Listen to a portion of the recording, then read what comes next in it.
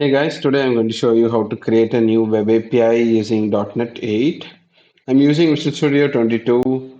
I'm going to create a new project. So under the type, I'm choosing the language as C Sharp and the type as Web API. And you could see a lot of the Web API templates with the IASPire and the default .NET Core Web API. I'm selecting the ASP.NET Core Web API here. And I'm going to name it as my first API.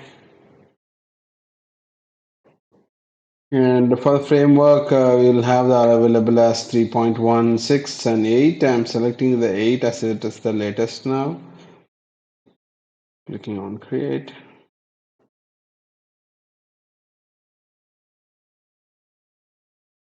The API has been created. I'll open the Solution Explorer. Let's see what we got. So we got the default controller with the weather forecast.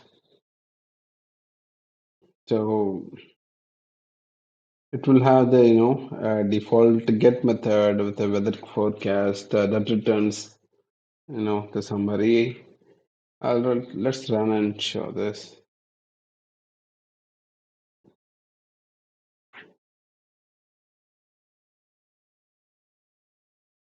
Yep, it is launched with the Swagger documentation, and we can see our get method visible here.